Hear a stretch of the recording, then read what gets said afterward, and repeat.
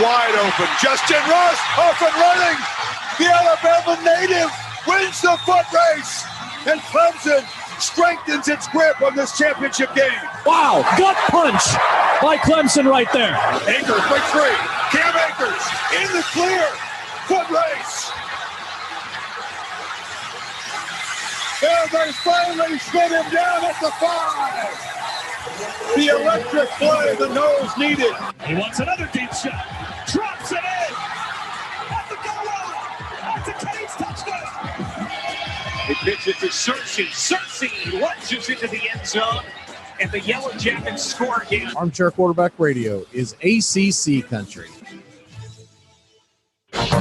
Fantasy sports time to jump into DraftKings. Go to DraftKings today at DraftKings.com. Golf, NASCAR, soccer, you name it. And of course, Major League Baseball, basketball, hockey, and football.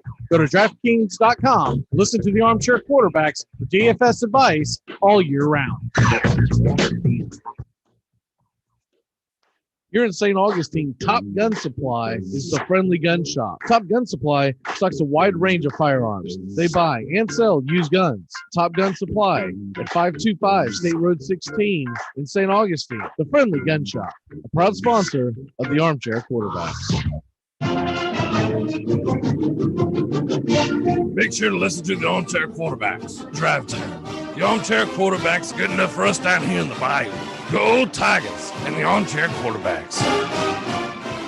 Frazier, wait a minute. Do you think you got me a tape of the show? What on earth for? Well, how often do you get to hear your son on the radio? I'm on the radio every day. You make sure they remember forever the night they played the Titans. This is Armchair. Good morning. Good morning. Good morning. Good morning. It's time to wake your sleepy head. Wake up, y'all. It's time to get up with the Armchair Quarterbacks. The world of sports is changing every morning. So wake up, y'all, with the Armchair Quarterback Radio Show. It's time to get up out of bed. Willie and the Wizard, Big Mac and Sam the Man. The last segment of the Armchair Quarterbacks Radio Show, we're talking baseball. That's the Armchair Quarterbacks talking baseball. The last segment of the Armchair Quarterbacks Radio Show. Yeah, I was born a Cardinal fan.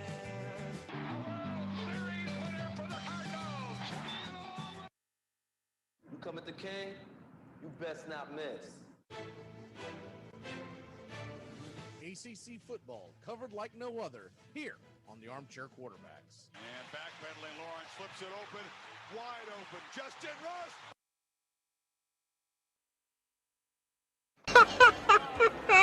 We have been hoodwinked, bamboozled, and flat out deceived. There's something kind of about a kid that's never played baseball. Make sure to listen to the Armchair Quarterbacks. Good enough for us down here in the bayou. Go Tigers and the Armchair Quarterbacks. It's morning. Yes, and what a lovely morning. Good morning. Good morning. We've talked the whole night through. Good morning. Good morning to you. I pledge allegiance to the flag of the United States of America and to the republic for which it stands, one nation, under God, indivisible, with liberty and justice for all. What you say, bro? I couldn't hear you.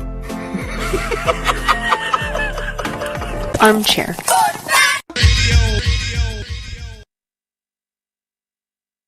CBS Sports Radio. You're listening to the Armchair Quarterbacks on CBS Sports Radio, #1 sports station.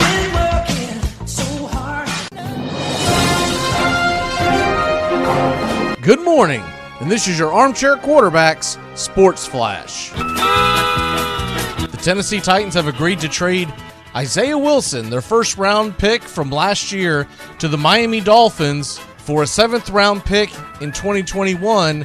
The Titans will also send a 7th-round pick to Miami in 2022. The right tackle out of the University of Georgia played only 4 snaps in his rookie season. He also had a couple of run-ins with the law. The first incident came when Tennessee State Police broke up an off-campus party that Wilson had attended during training camp. In their report, they said Wilson considered jumping from a second-floor balcony during the incident.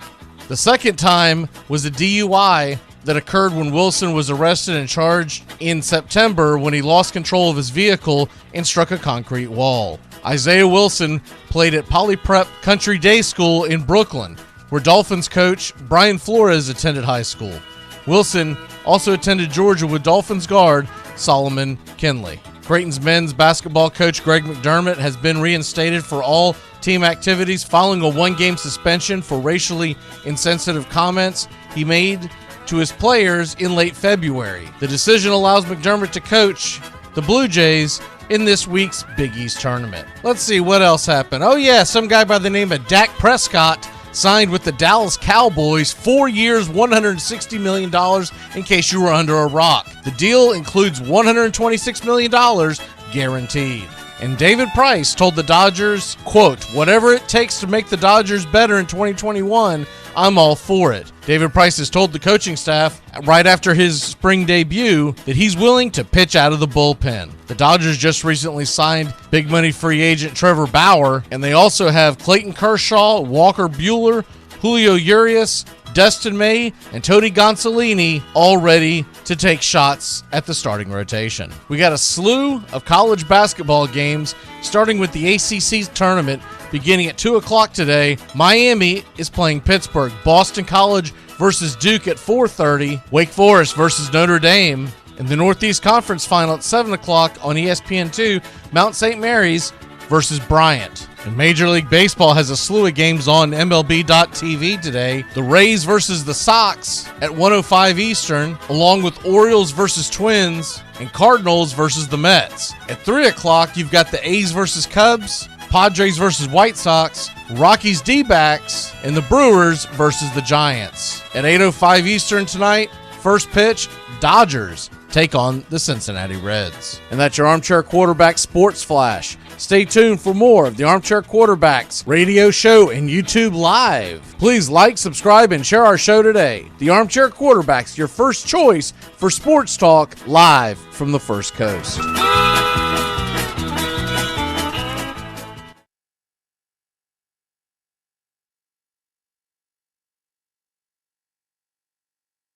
Good morning. It's time to wake up, y'all. You're listening to the Armchair Quarterback Show. We're here weekdays, 8 a.m. Eastern, 7 Central, the Armchair Quarterback Show, your first choice for Southern sports talk.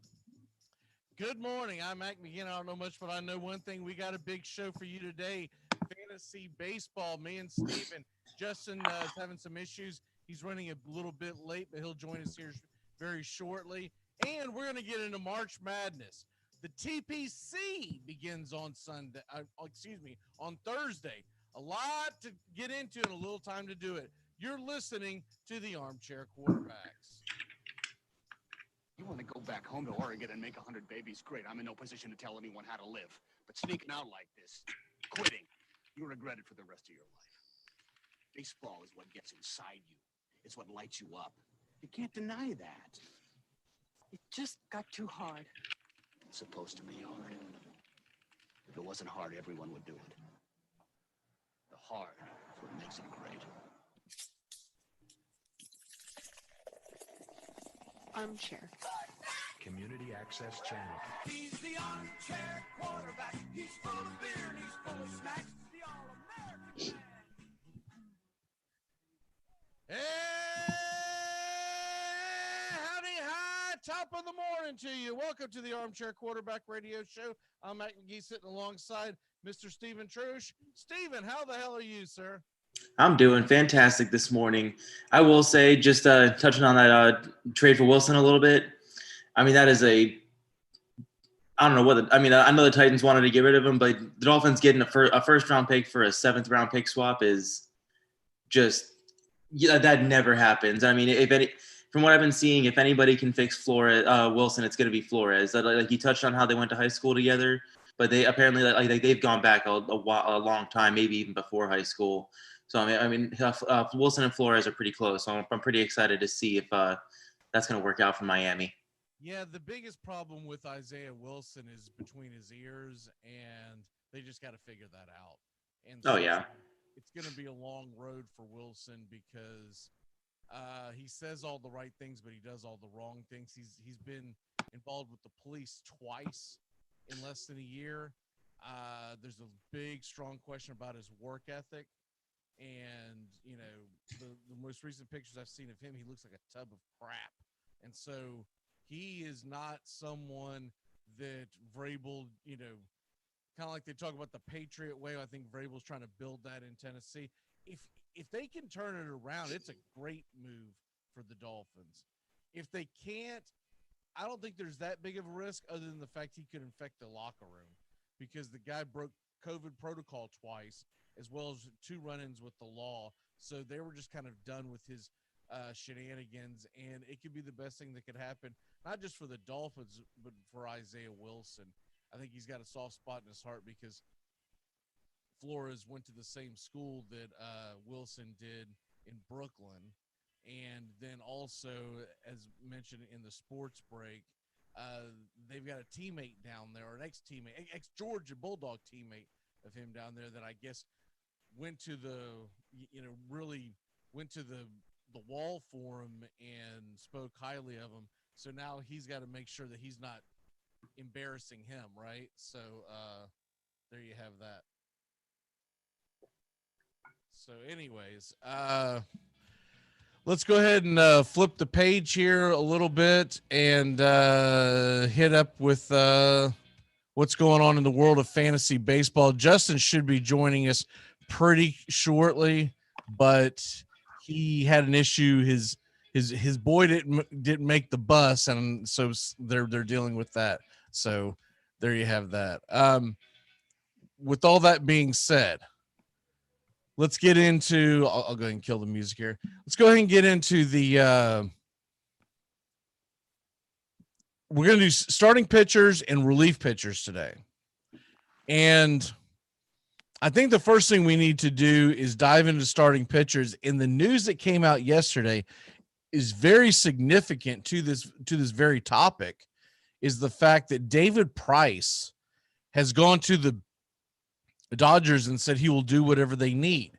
They need him to pitch out of the bullpen. He'll pitch out of the bullpen. Does that give you pause on drafting David Price for 2021? I mean, David Price really wasn't that much of a priority for me at this point anyway.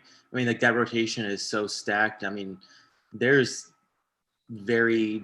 it's going to be really a surprise if I get to any of the Dodgers pitchers this year, like except for like some of the ones on the back end of the rotation. Well,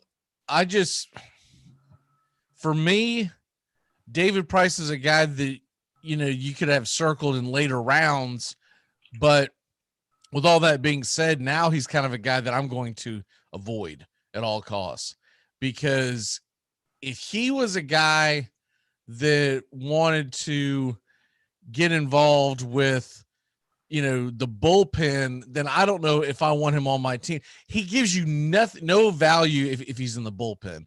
Unless for some reason he becomes their closer, you don't want anything to do with that. If he's their starter, David Price has a lot of value because you're talking about innings he can eat up with that offense and against that terrible division. If he dodges the Padres from time to time, he could put out lights out numbers, especially having the year off and whatnot. But now he's just kind of a guy that I don't even want to get accidentally auto draft him, I guess is where I'm at on that. The other big question going on is the Carlos Carrasco hype. I'm seeing him pre-ranked pretty high up, to be honest with you. I mean, he's been extremely high in a lot of mock drafts and a lot of different rankings that I've seen.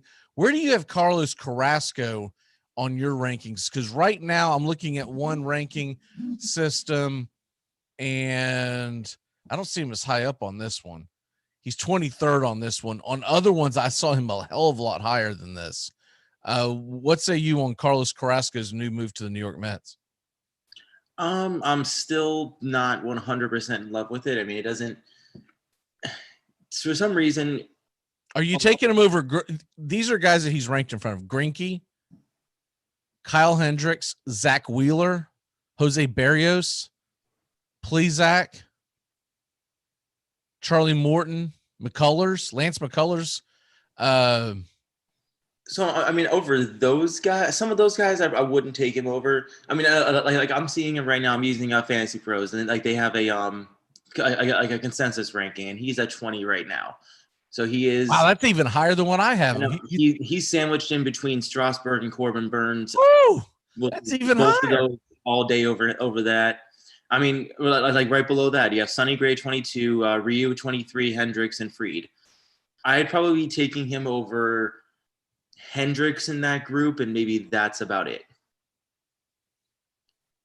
For the price you're going to pay for Carrasco, I want absolutely none of it. 0 shares. Let everybody else have. Since you brought him up, where do you have Corbin Burns of Milwaukee at? I like him in the higher 20s. He definitely showed he can be a top end starter last year. We just need him to act. I need to see it again. Basically, like that was a shortened season. He did revamp his pitch mix. He did look really good. He pitches in a historically hitter's ballpark, so I just want to see it again. I'm on the fence with that guy, and I'm going to have to make a little deeper dive with him. But as of right now, just a gut instinct, I don't think I'm drafting him over guys like Zach Wheeler. He just seems a little too high. And I also think that I don't think he's going to go that high in most leagues, other than unless, some auto draft clown shows up or, some, we'll see. Yeah, like if that's the case, then drafting Burns makes it makes it a little more appealing. Like he's going to fall a few rounds then. Right. If he falls a few rounds. In other words, where he's ranked right now, I don't think I want to grab him before I've got more faith in Kyle Hendricks, Zach Wheeler, Jose Barrios, probably even Zach Plesac. Patrick Corbin, you could talk me into. Corbin Burns is kind of an unknown factor for me. And it's mainly because I didn't watch a lot of Milwaukee baseball last year. So he's kind of like one of those. To me, he's one of those guys that he could pay off high dividends, but you could also get burned. And I'd rather get burned with someone that I'm familiar with. Welcoming on the show is Mr. Justin Waller. Justin, how the hell are you, sir? Adulting sucks. Doing great. Other than that, though. Morning, gentlemen. Morning. We've got, and by the way, Stephen, Brian is getting a kick out of your background. So we're talking fantasy baseball starting pitchers, Justin, and we're kind of going around switching gears, and then we'll come back to starters. Relief pitchers, they are at a premium this year. What I'm seeing across the board, and Stephen, correct me if I'm wrong, but I don't see a lot of shut down. These are the closers for these teams and could get elite numbers outside of, like, I don't know. We'll go top. Let me put on my list here real quick. Outside like the top 5 or 6, I think there's a lot of question marks on guys that you draft past that. What say you? Like that's been the case for a few years now. It's just catcher is really going the way of tight end, to where once you get past the first 4 to 5, it's a major drop off. And there just really is no pure closer anymore. So many teams are going just either closer by committee, bullpen by committee, everything by committee. So it's really hard to put a lot of trust in drafting these early relievers. Yeah, okay. So you have Hader and Hendricks and Chapman, who is by the way suspended. Hader's not even guaranteed. That's the crazy thing. I mean, Hader's going to get going to get the saves, but he's not going to get all of them. If he gets traded, he's not going to be he might probably not be a closer. Yeah, if you're drafting Hader in your league, you got to be hoping that you're also getting rewarded for holds, right? Yes. Brad Hand is another question mark in Washington, though I think he will be the closer. It's not guaranteed. Edwin Diaz, man, I've just been burned by him before. Outside of Seattle, I don't believe in him. I don't think he's elite. And so he's ranked 5th. I think that's extremely high. Karinchak from Cleveland, who's going to absorb the closer role. He was really good last year, but he wasn't the closer. So you don't. It's a different mindset. And then Kenley Jansen, it seems like he gets knocked down a rung every single year, and I'm a little worried about him. Kirby Yates in Toronto, though as good as he's been, he's going to be in the American League East now, facing much more difficult pitching.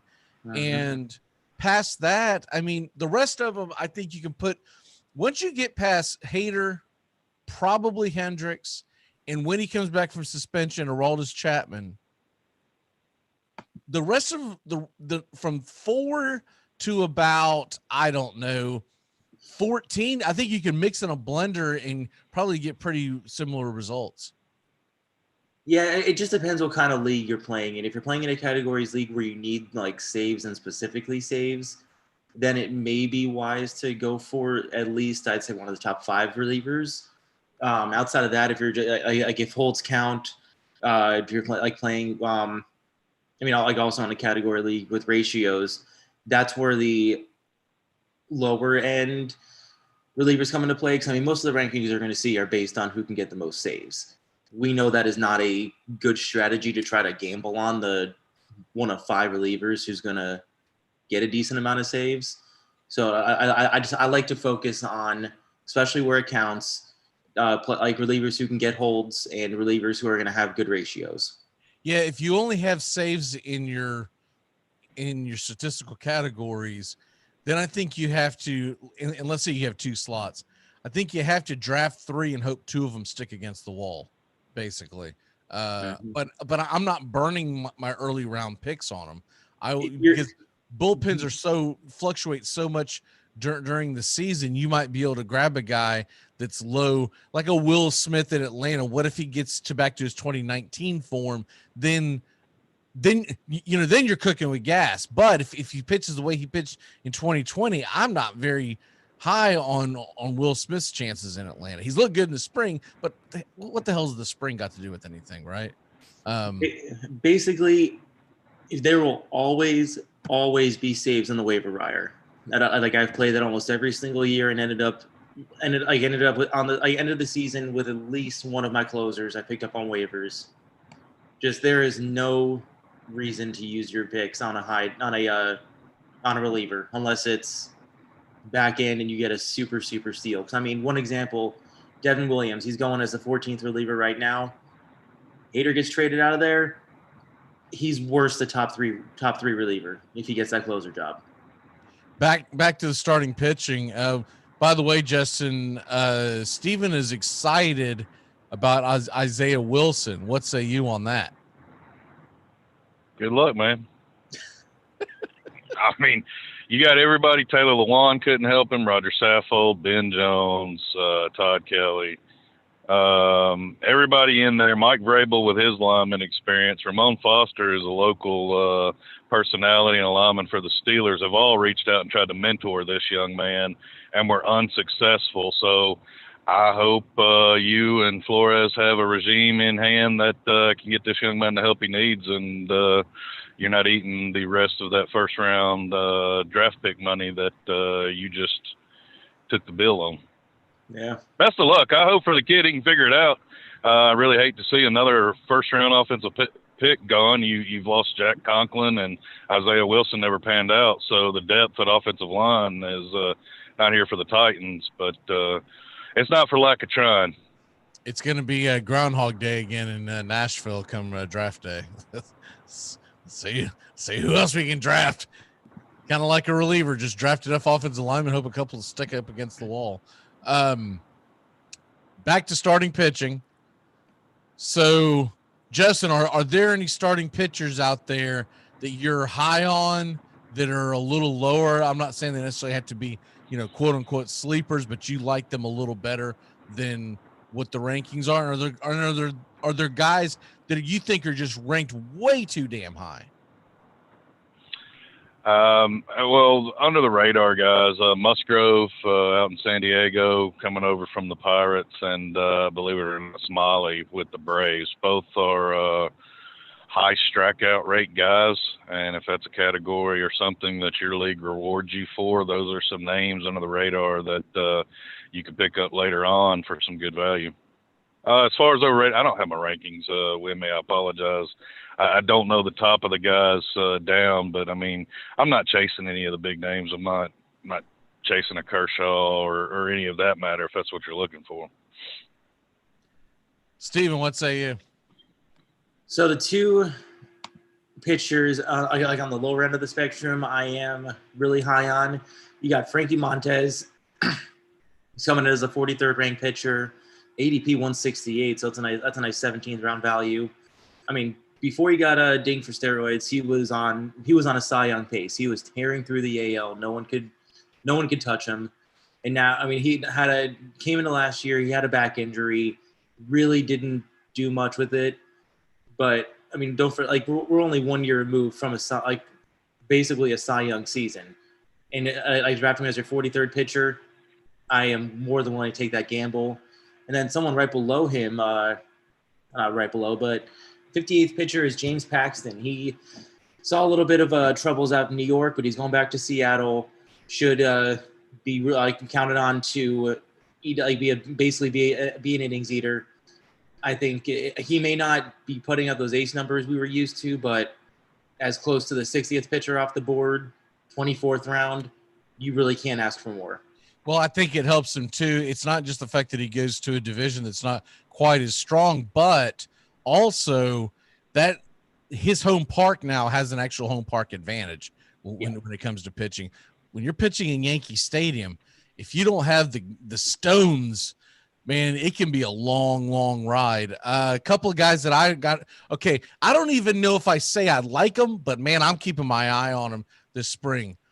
What about Corey Kluber sitting down there at number 50, going to the Yankees?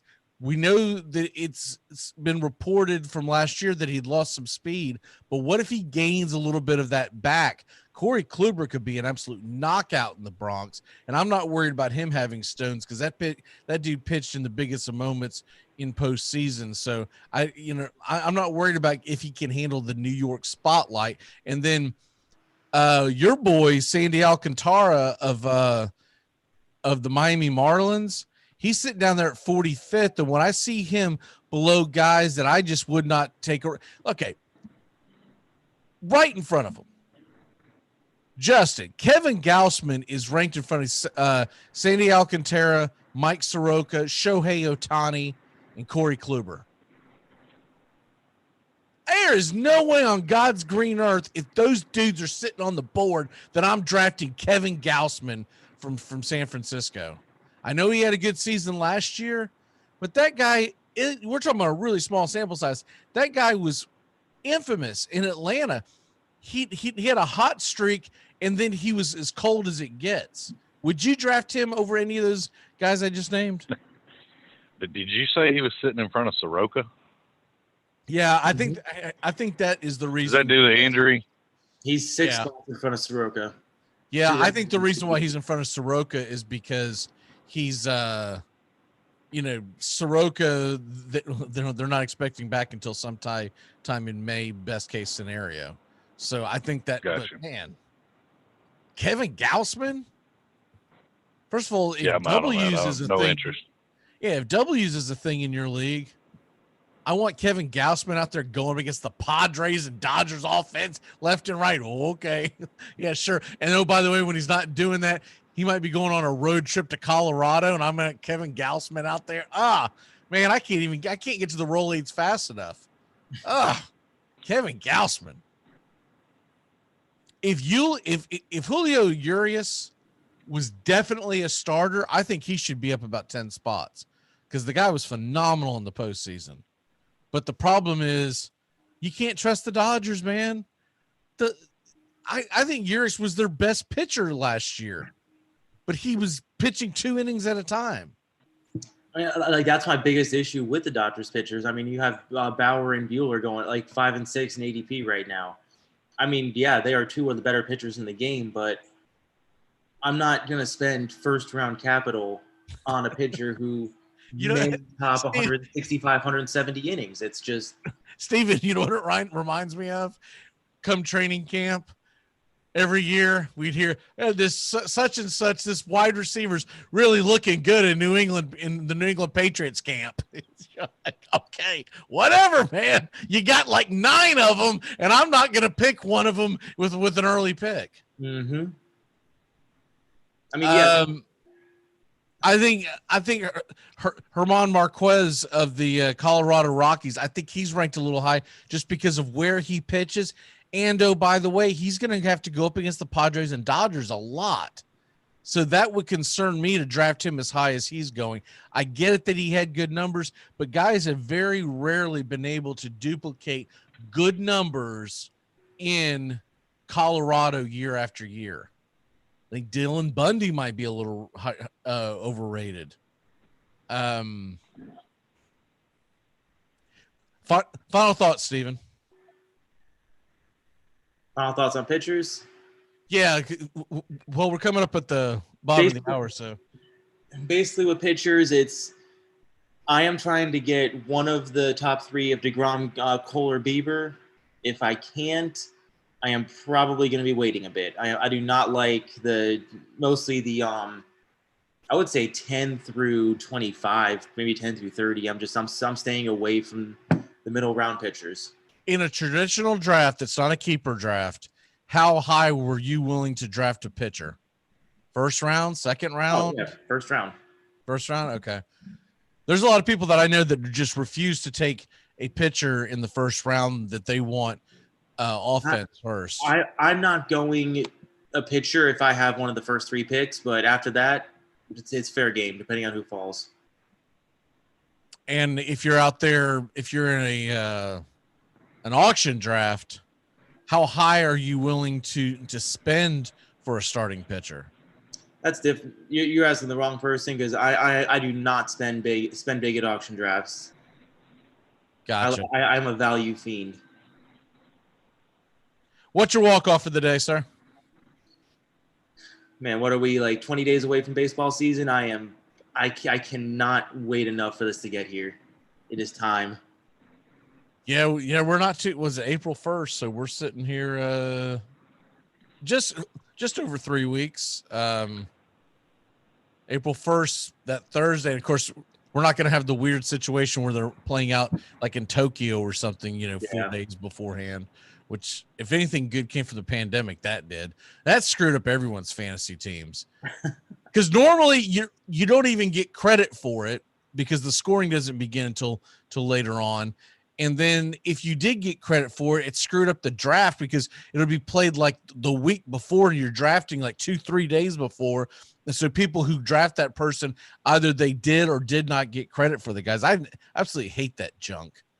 It sounds great at the time when you read it in the offseason. Then you actually get there and you're like, oh, man, really? We got to wake up at 4:45 in the morning to see the Mariners take on the Rockies because it randomly, I've got the Rockies starting pitcher that morning. No, thank you. All right, brother. Well, we will see you next week. Great job and be safe. Sounds good. We'll be back in a flash here on the Armchair Quarterbacks. Justin and I are going to dive into the TPC. We got the ACC March Madness begins today. And we got some football talk. Dak Prescott, 4-year deal with the Dallas Cowboys. You say your name right now. Denise. Say it right. Denise. Correctly. Denise. Right. Denise. Right. Denise. That's better. Thank you. We live in a world now that welcomes and nurtures the screwball in all of us. Hey, it's a new decade, people. Time to get a little nutty. Treat yourself to Screwball Peanut Butter Whiskey, a smooth flavor that combines two of America's favorites, peanut butter and American whiskey. So no more social awkwardness. Time to embrace who you truly are. Get out there and make friends. And be sure it starts with Screwball Peanut Butter Whiskey. It's available nearly everywhere. Learn more at screwballwhiskey.com. Infinium Spirits. Please enjoy responsibly. Okay. I've noticed that Antonio Brown has found yet another sucker to take him on. God knows we've already done Pittsburgh's dirty laundry. I'm curious about one thing. Do you think that he'd be welcomed back as easily in the league if he were going back to Bill Belichick and the Patriots? In other words, you think that he'd be welcome back if you were going to make New England a better team, or if he's going back to Tom Brady? Armchair.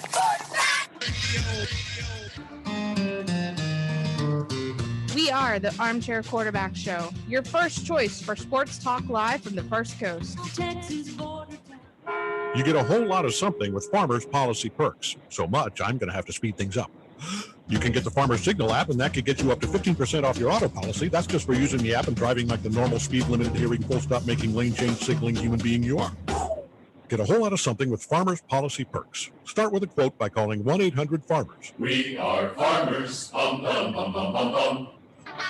Top Gun Supply stocks a wide range of firearms, so stop on by at Top Gun Supply at 525 State Road 16 in St. Augustine. Top Gun Supply is open 10 a.m. to 6 p.m. Monday through Saturday. Top Gun Supply, the friendly gun shop. What do we do? This just got way too complicated. I've got it. Here's what's going down. Corey, you talk to your team. You guys are going to decline that holding call. Done. Yo, wait, but Hold on. Trey Sean, once we break this huddle, you're going to get out there, do some crazy celebration. I'm talking some humpies. Whatever you got to do, you do it. Okay, I got you. I'm going to call unsportsmanlike conduct on the celebration, giving the Whites better field position after the kickoff. Coach, I need you to talk to your team about letting them run that kickoff back. Why would I do that? Think about it. Defense, special team, it's all one. You let them run that kickback, both your defenses get 6 points. Nice. Okay, everyone good here? Yeah. Nope. Once again, my kicker is getting no love. Oh, shut up, Bill. Your team is in first place. Plus, you're about to get an extra point for the PAT. Yeah, don't be greedy, Bill. Stop being greedy, Bill. Bill. Fine. Bill. Yeah, Bill. I said fine. Bill. Bill. Yeah, Bill. You, Bill. All right, let's do this. Get out there. Wait a minute.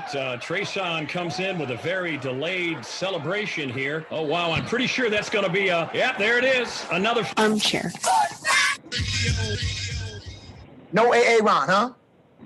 Well, you better be sick, dead, or mute, AA Ron. Here. Why didn't you answer me the first time I said it, huh? I'm just asking you. I said it like 4 times. So why didn't you say it the first time I said AA Ron? Because it's pronounced Aaron. Son of a...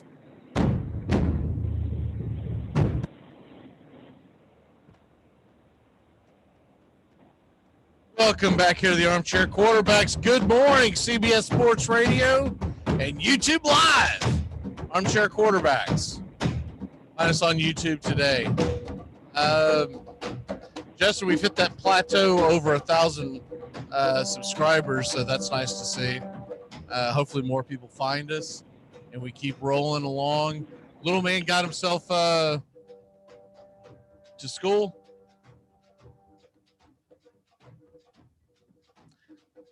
Justin, you there? I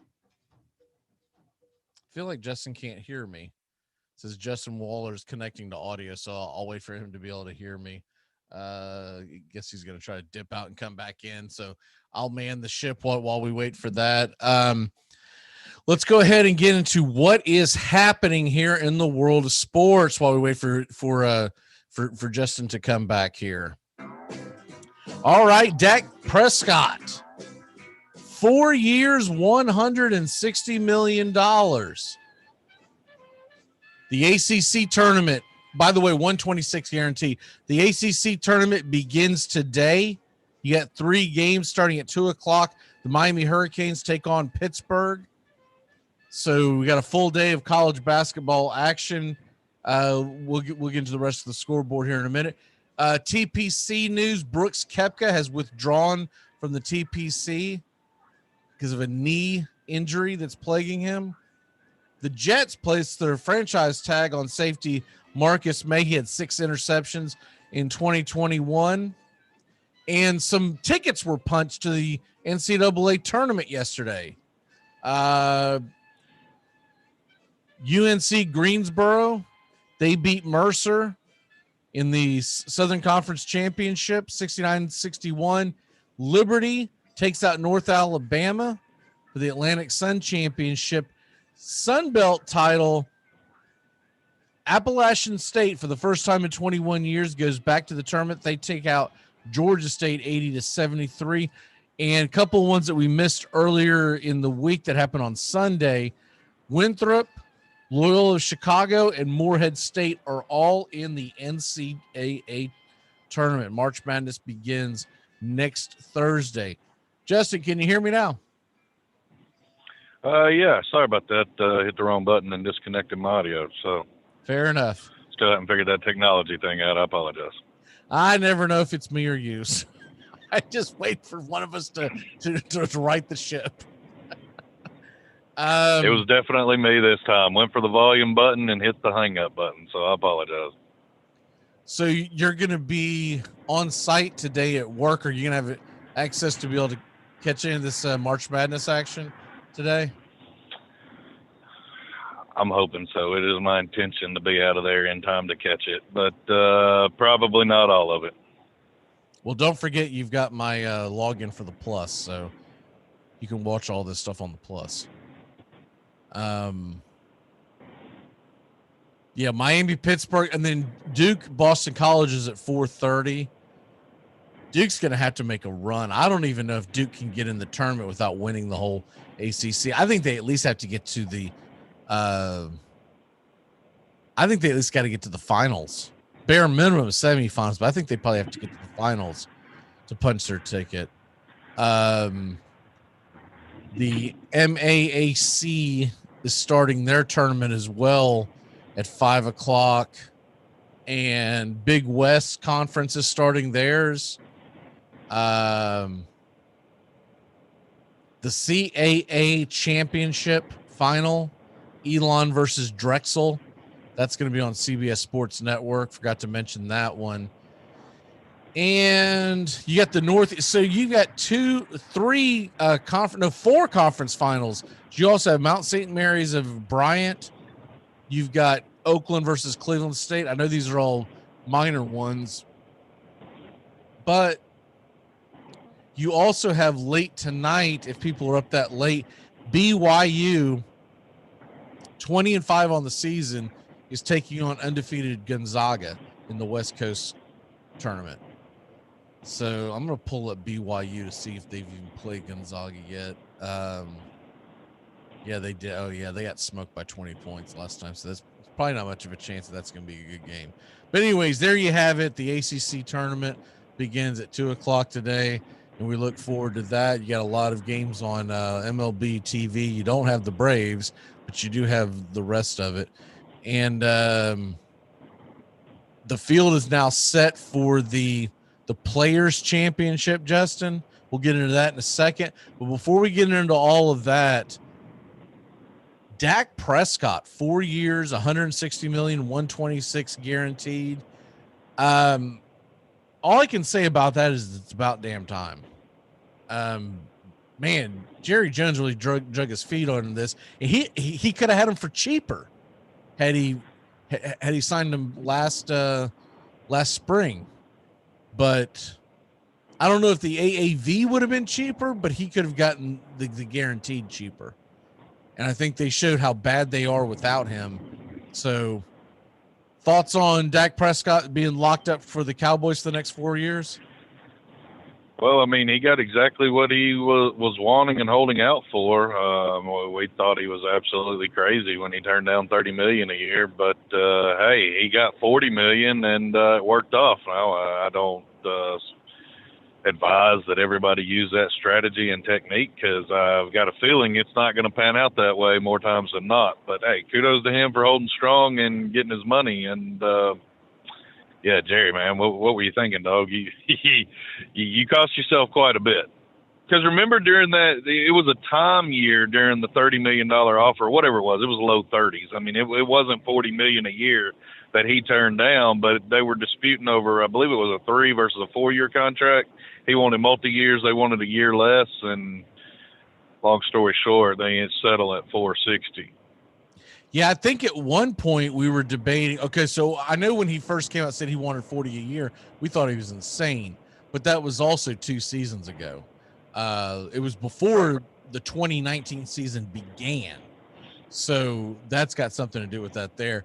But then, okay, so he ends up getting his 4 years. But at the time also, Dallas was trying to get a 5-year deal, get him locked up to a 5-year deal for around $30 million. We thought he should jump at the opportunity. Now, obviously, we were wrong on that standpoint. But this just shows that if guys are willing to bet on themselves and accept the franchise tag, you can make some money, right? He also worked that into this contract. He has a no trade clause and a no tag clause. Well, yeah, I mean, at this point, he wouldn't be able to be tagged at this point. At the end of this next contract, you can't tag again. You can only do it once in a career. Oh, I guess he would still have one more. If I were them, I would have told him, this thing starts in 2022, buddy. We're tagging you this year. You know what I mean? Sorry, dude. Get your value bet one more year. Right. There's your 5th year to your contract, sir. Which I don't think is really. I think that's a moot point, because I think if he's rolling along in 2 years, I think he'll get another extension. Don't you? It is the Cowboys, Mac. I mean, I would Who knows? Shocked. I would think he would, and I would think they would probably this time they'll be over aggressive and re-extend. They'll extend way too early, and they'll end up benefiting Dak this time. So we haven't really got into the Ben Roethlisberger thing, but they're betting on him one more year. You know, they got Dwayne Haskins in their stable. They could draft a quarterback this year. Do you like the fact that they went one more year with Ben Roethlisberger, or do you think they should have cut bait? I don't think you have a better alternative option if you're going to win now with what you have on that roster and that defense. You need Big Ben behind center. I don't think Haskins is going to be ready. I mean, I didn't see anything jumping out in Washington that screamed, hey, yeah, that's the next guy to replace Ben Roethlisberger. Obviously, Ron Rivera didn't think so either. Yeah, you know, and the only reason why I even asked that is because you see all these talking heads nationally, and they're all saying, oh, I don't know, it's time to go ahead and leave it. And I'm like, man, okay, you're talking about Ben Roethlisberger, who didn't play terribly last year. He faded towards the end, but the entire team faded towards the end. This is not a fan base that will embrace a craptastic quarterback to go through a rebuilding phase. The Steelers. Well, that's why I say you can piece it together with Ben and shore up that line, bring in a wide receiver, and solidify your run game. And defensively, you're pretty much set. I mean, you have a window with a few key pieces. You can make a run. And you can draft a guy this year, and as deep as this quarterback class is this year, you know, if you really wanted to go for a quarterback and you didn't mind taking kind of a reach, I mean, there's going to be in the second round, you can probably grab Kyle Trask out of Florida, because he's being projected now into the third round, which absolutely dumbfounds me, because I think that kid's going to be phenomenal. I may look like a fool down the road on that one, but I just think that he's going to be absolutely phenomenal before it's all said and done. And if you had a Kyle Trask to be able to sit behind a Ben Roethlisberger for a year, that could do nothing but help your situation going forward. I'm with you on the whole. I think the Dwayne Haskins thing is that a lot of that are these ESPN guys that were so far dug in with him, and defended him so much, they desperately want him to be good. So they keep going back to, well, you've got him to build off of. What if he just doesn't have it between the ears, right? Well, and I mean, and they're putting some of the failures of Snyder and the Washington football team on Haskins and Rivera. I mean, they're saying that a lot of this has to do with the organization and the team, and they're neglecting to remember that they replaced Jay Gruden, brought in Ron Rivera, and had an outside coach come in and say, hey, no, this guy isn't really good. He's not working with our team and what we want to happen inside this locker room. So they cut ship. I mean, they had a regime change. He had a slate. He couldn't do it under either one of them. He was bad enough to get benched for a 36-year-old quarterback with one leg. I mean, he was basically replaced by Long John Silver, and people are going to try to tell you that well, you got to give him a chance. They gave him a chance. He looked terrible. And don't try to tell me that the Washington football team, that their quarterback situation was murky because they didn't have a mascot, okay? He was what we thought he was when he came out of the draft. We talked about how he was never that impressive in college. He just wasn't. And so he got to the NFL and did not do the work. You know, guys like Justin Herbert got over to the Chargers and did the work.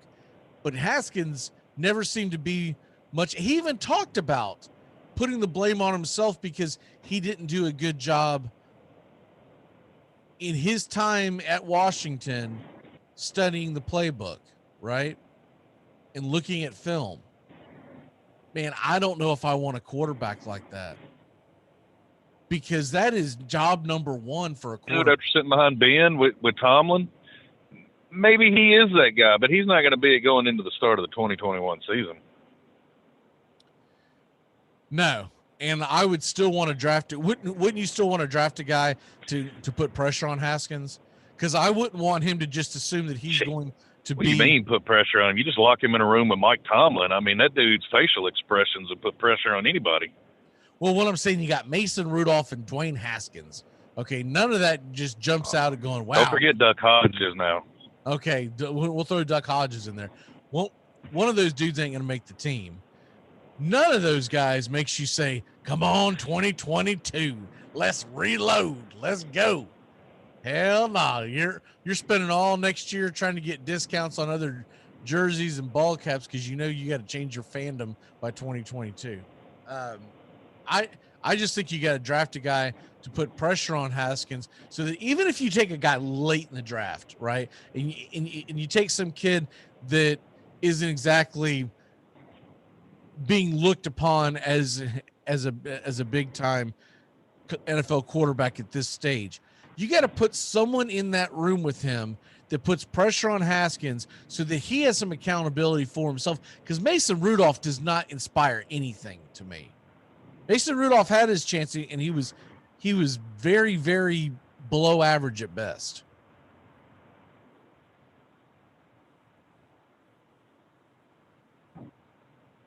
TPC starts this week. Man, I'll tell you what, that's kind of snuck up on me. I haven't even heard the buzz that I normally hear around town, but I guess some of that has to do is, A, my wife won't let me out of the house, and B,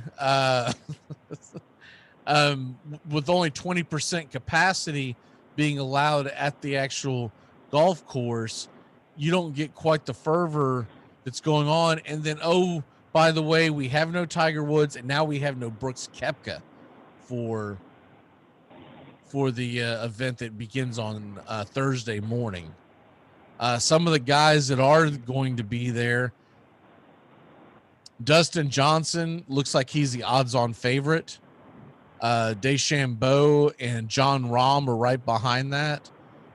Rory McIlroy, Justin Thomas, Morikawa, Webb Simpson, Cantlay. So we've got a really good field. It hurts that we have the two of the biggest stars in the sport are not going to be there. Yeah, it's kind of made me numb to golf, the Tiger accident, and I will watch. I'm not gonna tune in like I was. I'm still a little bummed about the Masters coming up, and so now you lose Kepka. You've lost a lot of interest from a lot of big players, but we'll see. I'm sure as spring weather rolls in, I'll get that spring itch and get back into golf, but just quite hasn't happened yet. And man, that Tiger accident was a momentum killer for my golf enthusiasm.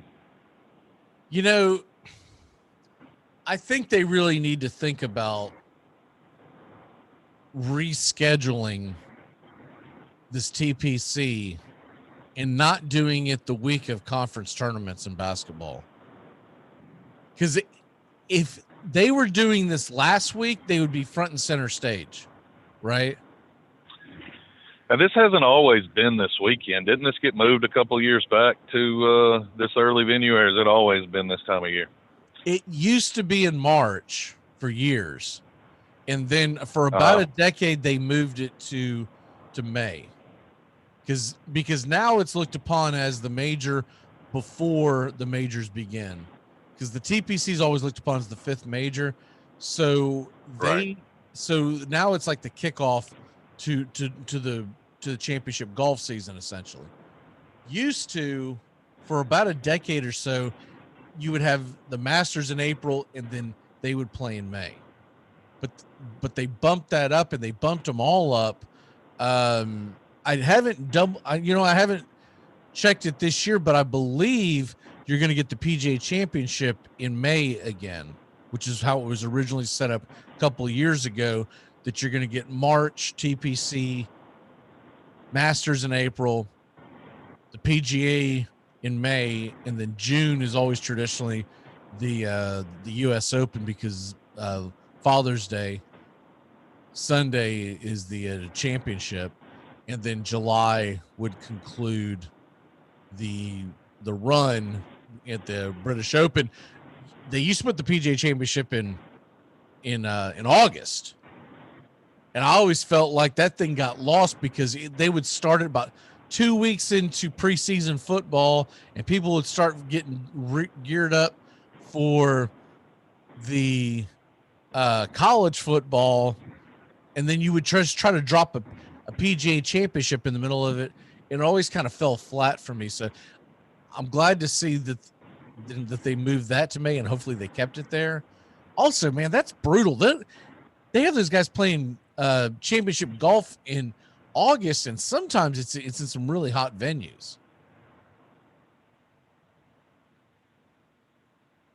Yeah, I like the spring. I like the month to month. It's like you got it set up one right after another big event monthly. But I'm like you, it's completely snuck up on me this year. I mean, it snuck up that the Masters is around the corner as well. I mean, on top of that, feels like we just got a golf season. I mean, we did just end the golf season, and we're right back at it. The PGA Championship is in May this year again, so that's good to see. May 20th through the 23rd. So, well, yeah, I'll tell you one of the reasons why it snuck up on me is because I feel like it was just yesterday that we were beginning our 2-week shutdown in 2020 that was going to get rid of this virus, right? And here we are a year later. We're coming up on the anniversary of the shutdown. I mean, this is essentially it. As far as timeline wise goes, this is it, because it was, I believe it was Sunday, May 5th or March 15th when the NBA shut down, if I'm not mistaken.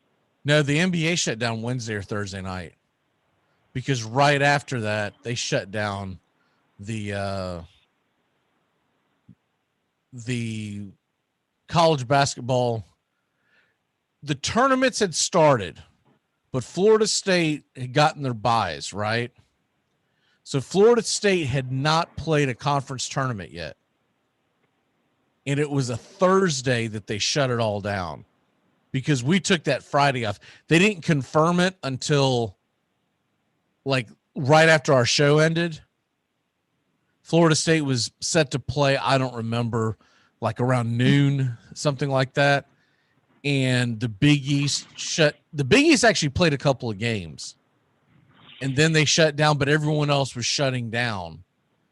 And we took that next day off because, man, emotionally, I just couldn't handle it. I was pissed, and I just felt like I was going to say some things that I shouldn't say on air.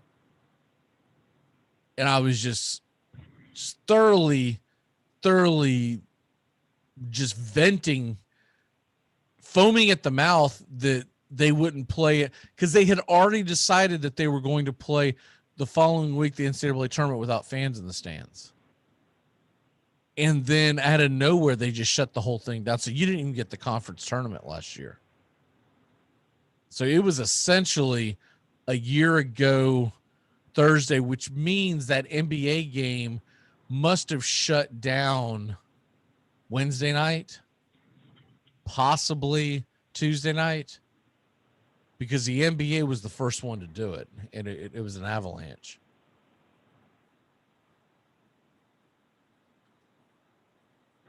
And a year later, only difference, we have toilet paper. I'm looking it up right now, what that actual date was. I just remember the work, it all trickled over that following Monday, which was the 16th. So I remember it, and I know that it led into that. So you're right, probably about Thursday the 12th, if I'm counting backwards correctly, is about when it all officially kicked off. Yeah, it was yep. Hit the nail on the head. It was Wednesday, March 11th that the Rudy Gobert testing positive shut it all down. So it was, we went on the air that Thursday morning. We're speculating, and of course the TPC never got played either. They were about to start actually, I think they might have played one round of the TPC. I think they started it and then just shut the whole thing down. I don't even know if they made it through the entire day, but they shut down sometime on that Thursday because it started rolling in. The basketball was canceled. They played the spring training game that Friday, a few of them, but the basketball was canceled. All the tournaments throughout the country. And then when I was on the fence of, man, should we do a show tomorrow or not? Then they canceled the TPC. I was like, well, there's absolutely no reason to do a show now because I'm just going to get pissed off and raise $300,000 worth of hell on the air. And anyways, so there we are. We're at the, and today is the 9th. So we're technically 2 calendar days away from it, but essentially it was a year ago tomorrow that Rudy Gobert licked the microphone and got everyone in trouble. It's all Rudy Gobert's fault. Before you take off on us, Les Miles got canned overnight, which doesn't surprise me. What surprises me is how the hell does LSU keep dancing through the raindrops here, because they had that scandal going on. We've talked about the scandal with their basketball program, and LSU just seems to never get any kind of payback from this. What say you? It's that voodoo down there in New Orleans. It's keeping them safe, I guess. They've summonsed it over to Baton Rouge. Who knows? But it's a miracle of some accord. I don't know how they keep walking around it, but they do. I haven't dove fully into the Les Miles to understand all. I mean, I get the accusations and they're stemming out and assumed this was coming, but I had no idea that LSU had all of this going on at similar times, and nobody seems to be asking any questions about the program down there. I mean, if there was lack of institutional control, don't you think it sounds like it happened in Baton Rouge? Yeah, well, here's the thing. Whether or not you believe the allegations against him or not, they were all aware of this long before they ever fired him.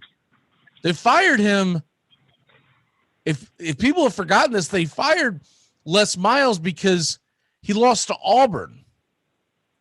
It was literally because of production on the field. So none of this had anything to, and so Then he goes to Kansas, and evidently no one vetted this because he goes to Kansas. Evidently, Kansas got caught with their pants down. They had no idea this was going on. But yeah, Les Miles steps down from what was essentially his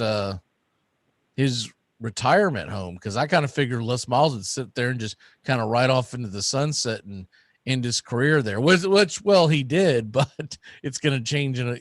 He's ending it in a different way.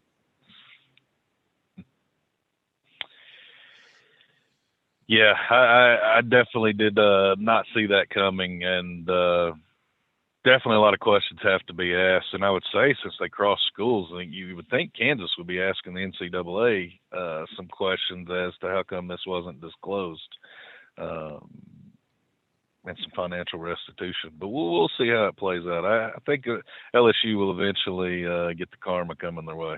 They're going to get caught eventually. Well, how long is it going to take? I mean, God bless. Well, that's a good question, Mac. I'm going to say by 2023, they will finally have their punishment. Jeez. About the time they are ready and they win their next national championship, they will reset them on their next rebuild. How about that? About the time Dwayne Haskins finally opens up the playbook is when LSU will finally get their just due.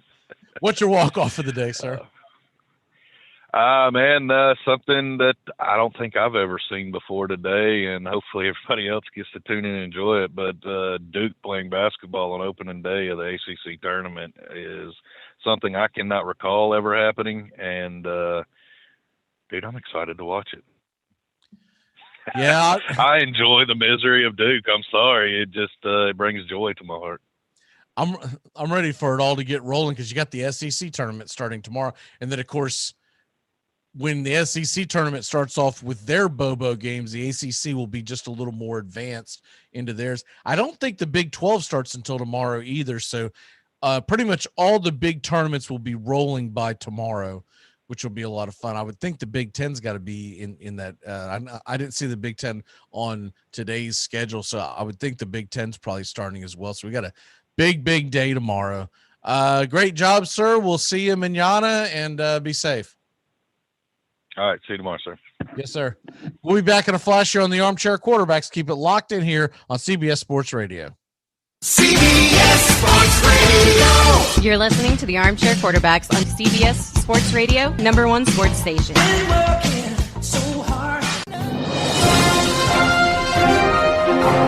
Good morning, and this is your Armchair Quarterbacks Sports Flash. The Tennessee Titans have agreed to trade Isaiah Wilson, their first-round pick from last year, to the Miami Dolphins for a 7th-round pick in 2021. The Titans will also send a 7th-round pick to Miami in 2022. The right tackle out of the University of Georgia played only 4 snaps in his rookie season.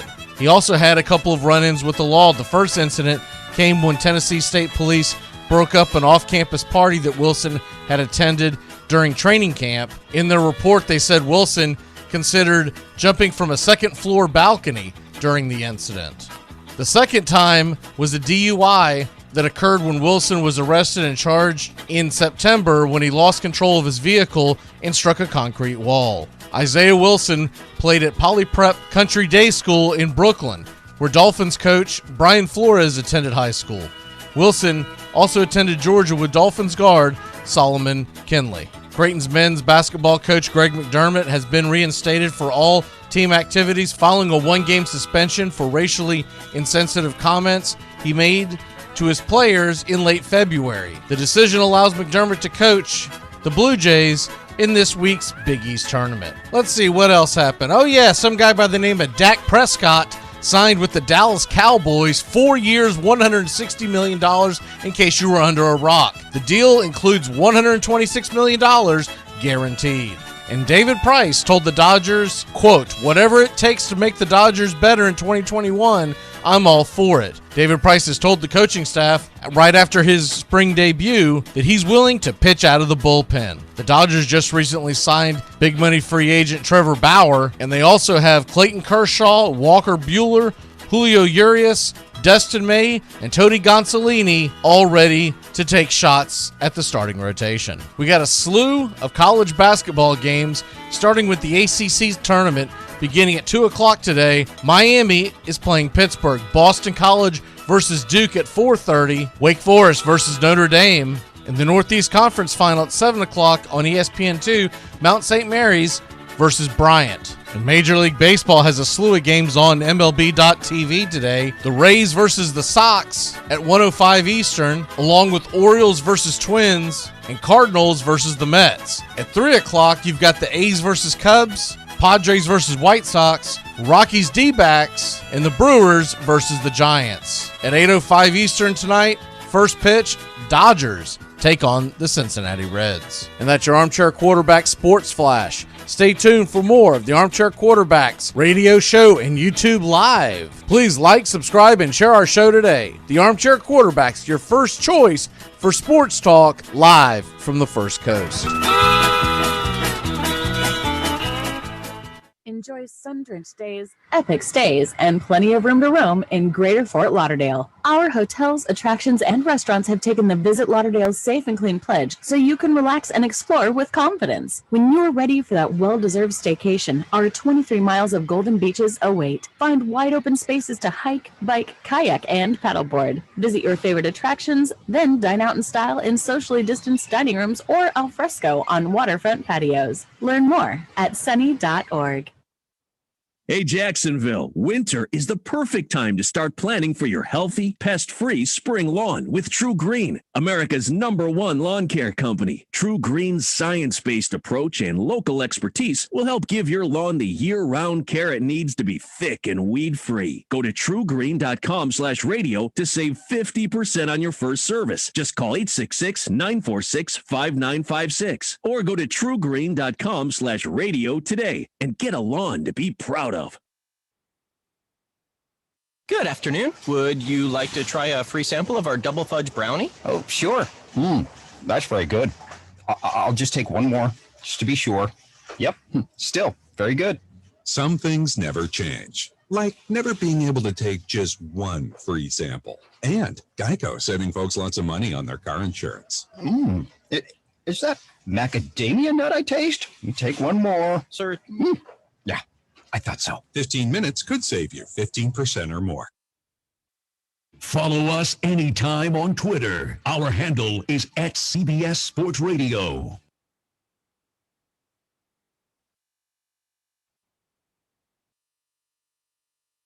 Taylor, what are you doing? Hey, what are you doing? Smoking. I'm smoking. Oh, I can't believe you. You've been so good for 3 years. And this is my reward. Just hold on a second, all right? Just think about what you went through the last time you quit. Okay, so this time I won't quit.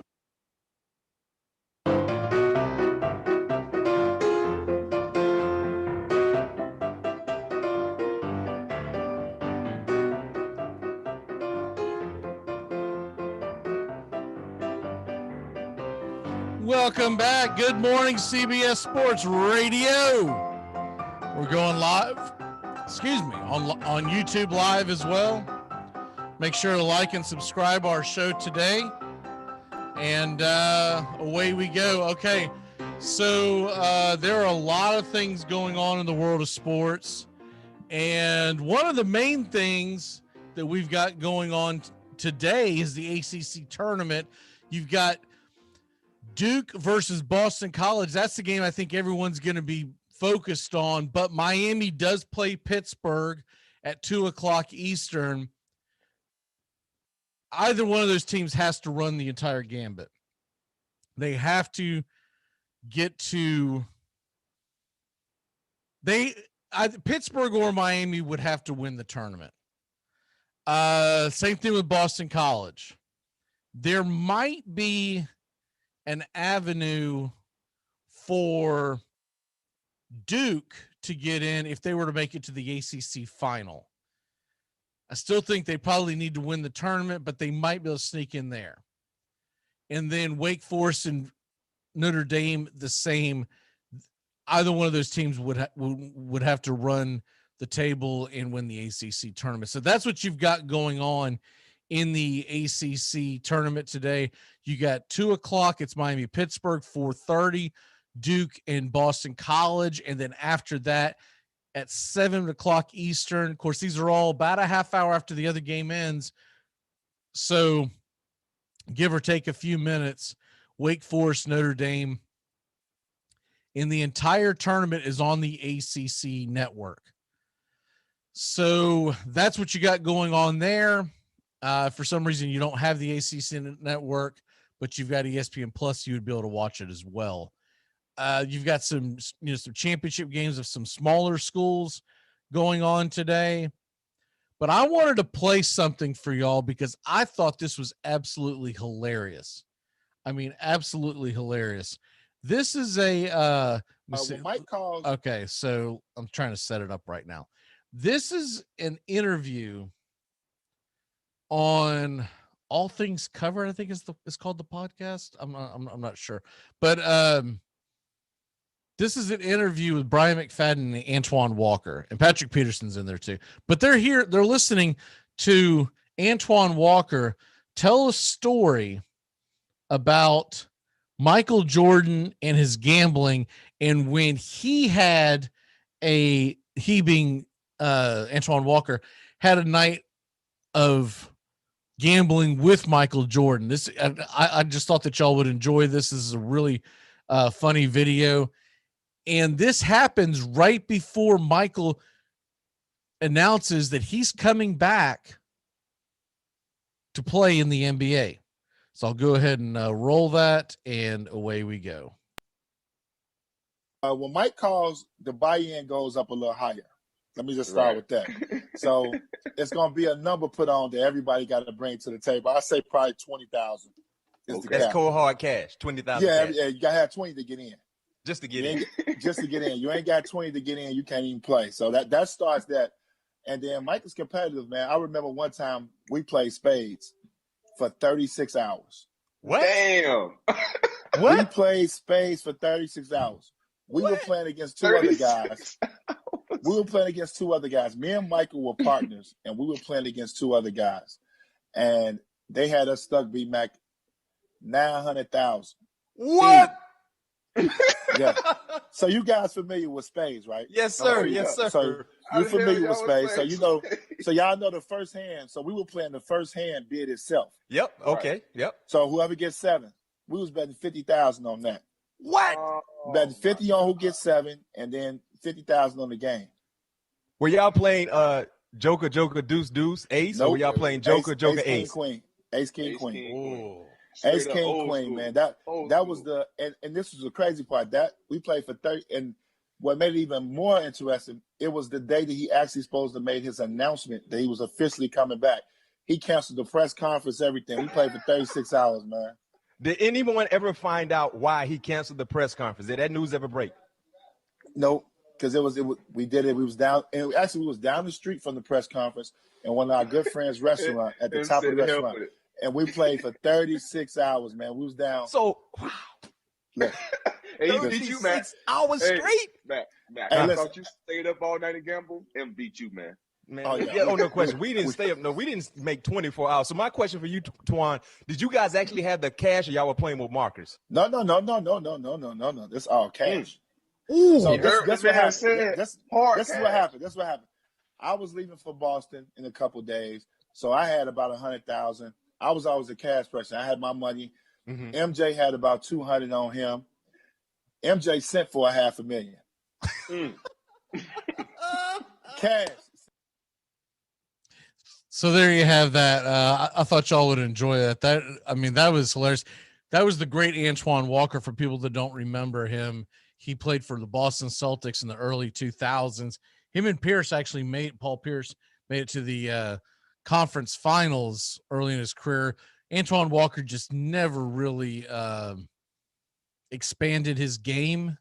So that's how the whole thing came about, where Boston had to make the trade to get Kevin Garnett, and of course the big three the original big three was born. Now you can argue there were big threes before that, but before the big three in Boston in the late 2000s, that term was never really used, right? But the story itself to me is just fascinating that they would have that much cash on them, not worrying about, getting robbed if nothing else. I mean, that is just insane to me that Antoine Walker talks about how he always had cash on him. He carried $100,000 on him on the regular. What the hell is that about? I mean, man, that's a wad. Even if you carry it in $1,000 bills, which isn't likely, he's probably got $100 bills, right? Because where the hell are you going to break $1,000 bill? So even if you bring it in $100 bills, you're gonna have to carry 1,000 of those suckers around. That is a stack. And then he's got Michael Jordan's carrying 200,000 with him. I would have liked to have known, like, did they show up in a briefcase? Were they just pulling it out of their pants pocket? Like, oh, by the way, here's my stack. And you wonder how some athletes end up flat broke. It's because of stories like that. And obviously MJ made money after money after money after money. So he was never in danger because he continues to make money off of his brand shoes. So he was never in danger. But you get a kid in the room who's trying to go toe to toe with Michael Jordan in gambling and gets into that kind of habit. This is how this kind of money is lost. Of course, Jordan was never admitted that he's got a gambling problem. I don't think he ever will admit that, but it's been documented. Now, I will say this in Jordan's defense. If you can afford your losses, I don't know if it's really a gambling problem. I still think it is to a degree because you're getting the thrill out of gambling, right? And you're doing it on a regular basis. But if you can afford your losses, it's not the problem. It is if a guy's out there in those same stakes, high stakes poker, and that's like his life savings. Just it's crazy for me to even fathom that someone would be in that kind of a game. Unbelievable. The Players Championship is here in Jacksonville beginning Thursday. Of course, they'll have some events.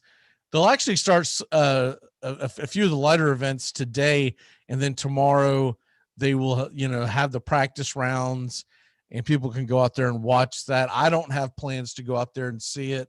I'm working the next several days, and although I'm off Sunday, for me to go to that, I would have to convince my wife that it's a good thing to do, and I don't think she has any interest in going to a golf tournament. So in previous years and in future years, I hope to get buddies out there and we go out there and spend a day watching them play. But really, you're going out there just to drink. I mean, let's be honest. If you go out to a golf tournament, you're going out there just to have beers and have fun because you're not really watching the tournament. You might get to watch one player up close. Or you sit at one hole and watch them all go by, which is what I prefer to do. Let the action come to me and let me be close enough where there's a restroom close by and there's someone serving beer close by. I'm not an Arnie's Army kind of guy. I can't remember what they used to call Tiger's Army. There was a name for it. But anyways, I wouldn't follow just one golfer. I would rather just sit there and watch them all come by. But when the pandemic is lifted by next year, hopefully all this junk is behind us. I would be much interested in, I wouldn't go for a 4-day weekend. I wouldn't watch it, but I wouldn't mind going out there for one day, go out there for about 6 hours. Any longer than that, man, it's much. I've been out there before. You get there like 9, 10 o'clock in the morning. You stay out there till 6 o'clock at night. It was a little worse when it was in May and it was hot as hell in Jacksonville. In March, it's going to be cool temperatures all week. highs in like the 60s. That wouldn't be too bad, but I still think I'd like to get out there around 9 a.m. and leave by around 3 or 4. And that's enough for me. I don't really want to do the other nonsense. Another thing about them doing it this week, as opposed to either pushing it off to next week, when time, the time's changing this Saturday. So you do lose out on an hour of play. I don't know if that will go into their thinking in future years, but it's hard to make that kind of commitment to it because you're not guaranteed the time changes every year. Sometimes the time change doesn't happen until April. But it would have been nicer if the time had already changed going to the TPC tournament. Of course, I know there's tournaments all over the damn country, and wherever they go next, they're going to get the benefits of that.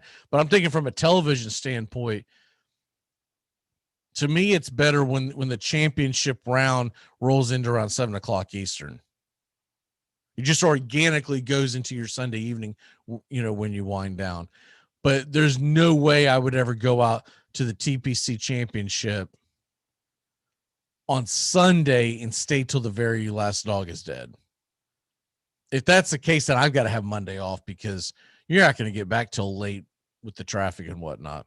But the TPC is coming on, and some of the bets that they have going on here. Dustin Johnson is plus 1,200 to get the W. Then you get DeChambeau and John Rahm at plus 1,700. Rory McIlroy plus 1,800 and Justin Thomas at plus 1,900. Some of the interesting ones that are a little longer shots, Tommy Fleetwood plus 4,100. Adam Scott plus 8,000. Sergio Garcia plus 8,500. That's tempting to put some skin back in the game. I haven't done much gambling since football ended, but you got March Madness, baseball's around the corner, you got the TPC. I'm kind of tempted to jump in on one of these. We will probably bring back skin in the game this week, either tomorrow or the next day. I think we'll do some skin in the game because now that we'll have something to bet on every day. We've been kind of waiting for it all to get reared up and going again. And of course, during baseball season, we do it every day and it's phenomenal. It's hard to get, there's just not the interest in the National Hockey League and NBA when it comes to betting. There just isn't. But you got March Madness and you've got Major League Baseball right around the corner. By the way, today in Major League Baseball, we've got some things going on.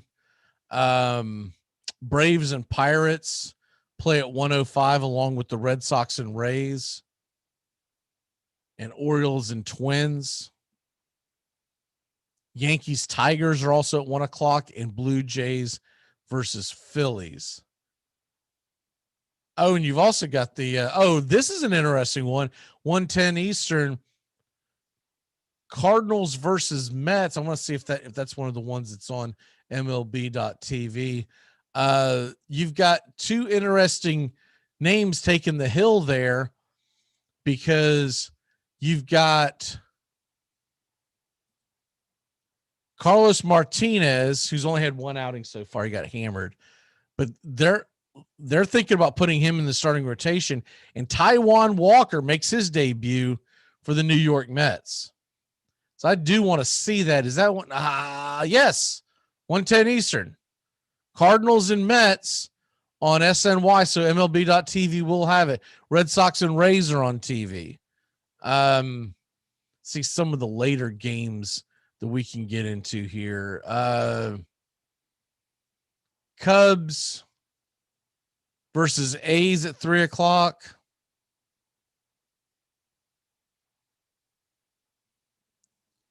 We got an interesting one here. The Padres and White Sox at 3:05 Eastern, and that one is going to be on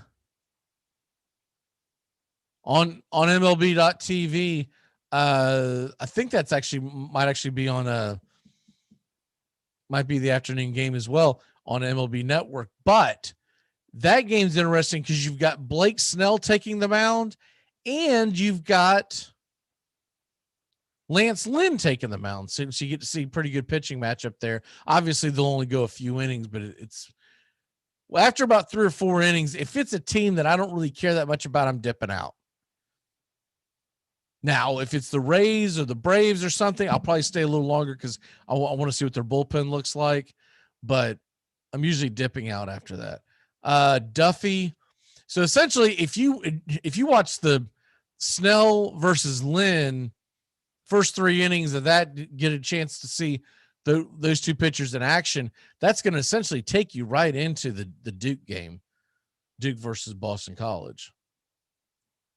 And tonight on MLB Network, the Dodgers and Reds are playing.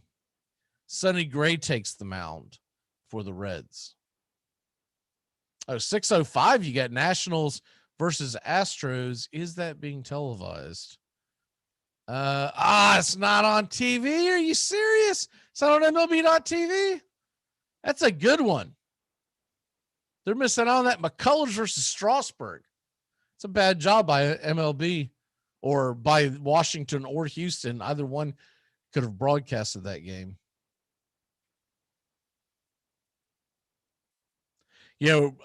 Brian's chiming in. I did see that about the Georgia high school coach that's saying that Saban is smarter paying players.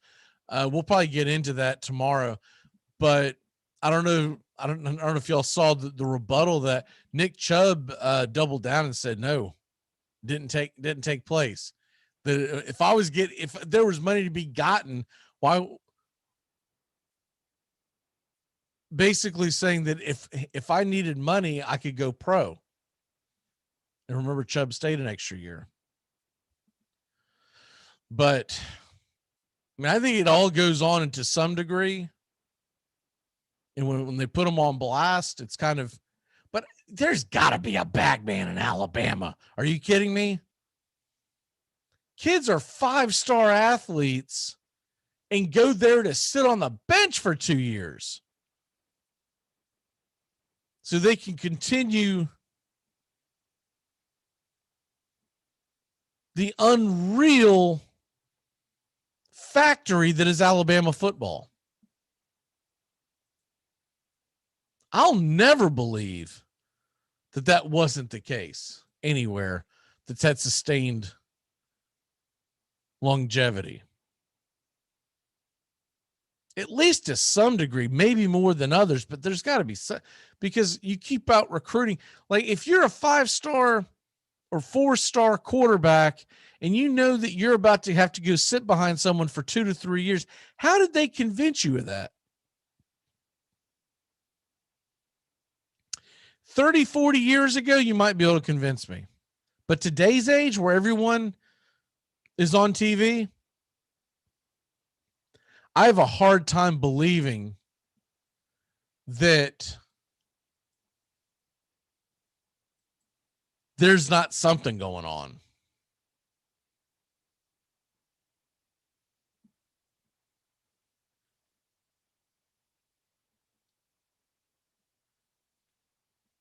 Throughout the years in college football, there's always a bag man. And if there's not, I don't think you can have, I just don't think you can have. Alabama stays on top of their game because of one reason. Alabama's committed to winning. And when I say committed to winning, they have old school Southern Alabama money that's going to continue to pay and make whatever sacrifices they have to make because they want to dominate on Saturday. I don't believe they get a dime from it. I just think boosters get their money together and say, let's go pay this kid. And then mum's the word afterward because it's a hush-hush type of thing.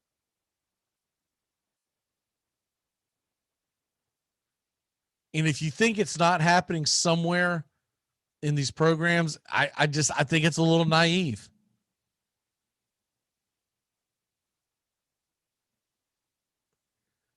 When you look at some of the programs that popped up and had sustained excellence, and I'm going to say Miami Hurricanes, I'm going to say Florida State Seminoles, there was something going on.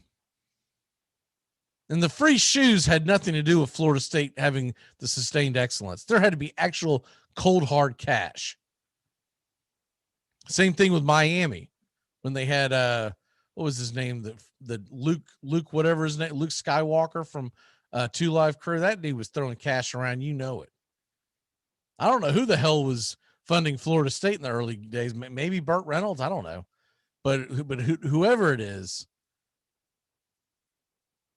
something is brought in. If it's not even money, there's something tangible that these kids are getting to get them to come to schools when they could easily start elsewhere and they were willing to sit behind. Now, like I said, 30, 40 years ago, you can make me believe a few more were likely because these football programs were getting more publicity and on television more.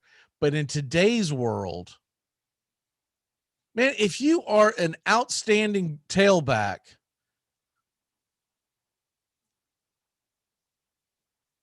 like, how does Alabama have the best running back in the country every single year, and the dude's usually like a junior when he finally gets a start? When he could be starting at Oregon State day one. There's something to it. There just is. I don't have any proof of this. I just firmly believe that it's in my heart of hearts. There's illegal stuff going on because the college sports world is a little naive to think there's not. The Gators got busted paying players in the 80s. If they hadn't gotten busted, who knows what they could have been. But you know that sustained excellence. When Spurrier was there, you know he was paying players too. Had to have been. Because he had to keep up with the Joneses at Florida State and Miami.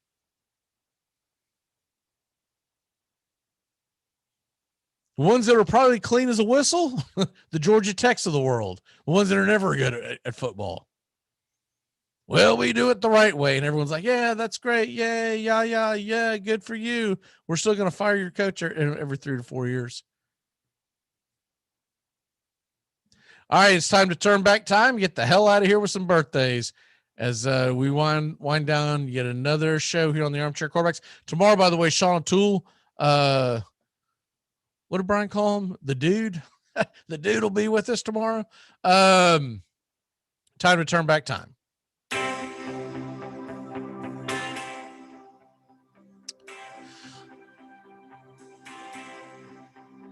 Okay, on this date in 1986, Duke beats Georgia Tech 68-67 to win the 33rd ACC men's tournament.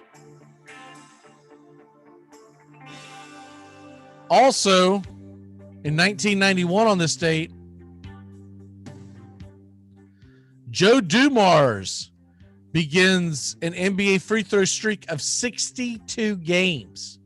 62 games. And the great Joe Sakic placed his 1,000th career game on this date in 2002. Birthdays. It's your birthday today. All right, who do we got today? On this March 9th, 2021. First of all, I can't believe it's already March. I really feel like it's flown by. But here's one that'll stick in your craw if you're of my age or maybe a little younger. 2 guys are now 56 years old today. Benito Santiago, still, in my opinion, the greatest defensive catcher I ever saw. I was not old enough to see Johnny Bench play until very late in his career. So his entire career, Benito Santiago, man, that dude was the man. He used to throw dudes out from his knees from home plate. Still one of the most underrated players of all time. Brian Bosworth is also 56 years old today, because we all know who the Boz is. Remember Terry Mulholland, the crafty left-hander? He is 58 years old today. And speaking of the Florida team that got in a lot of trouble in the 80s for paying players, Louis Oliver is 55 today. Louis Oliver, which means Dion's around that same age. Louis Oliver and Deion Sanders were 1 and 2 in the Jim Thorpe Award, and I believe 88-ish, 89-ish, something like that. Played for the Miami Dolphins. Louis Oliver would lay a lick on you. All right, we're going to get out of here. My walk-off for today is check out the ACC tournament. You got a triple header starting with the Canes and Panthers. And during the ACC tournament, flip around and see some of these smaller schools that are having their championship games. I can't convince anybody in their right mind to check out like the first round of the Big West tournament or the MAAC tournament, right? But when you've got championship games, let me throw one at you. Like the CAA championship final, Drexel versus Elon. That's for a berth to get in the NCAA tournament. Those are the types of ones that I like to catch. You got a bunch of them. The finals that are going to be played around 7 o'clock Eastern. Oakland and Cleveland State will be on ESPN 1. That's the Horizon League Championship. And I want to say there's one more. Yeah, Oral Roberts and North Dakota State in the Summit League Championship. That's at 9 o'clock on ESPN 2. Check out the championship games. March Madness essentially begins today. Should be a great month. Should be a lot of fun, and we will have a bracket up for y'all. Probably put that up by Monday morning of next week. Have a great day, and we will see you manana. Sean will be with us as well as Justin. Goodbye, sweetheart, well, it's time to go. We're back tomorrow with another show. Well, unless we're fired, we'll talk to you then. Goodbye, sweetheart, goodbye. Goodbye. Guys and gals, it's time to go. We'll see you on the next show. Same bat time, same bat channel. Thanks for listening to the Armchair Quarterbacks on these CBS Sports affiliates and catching the show on YouTube Live. We're here weekdays, 8 a.m. Eastern, 7 Central, 5 Pacific. Find Armchair Quarterbacks on YouTube Live today. Please subscribe and share and take us everywhere you go. The Armchair Quarterbacks, your first choice for Southern sports talk, live from the First Coast.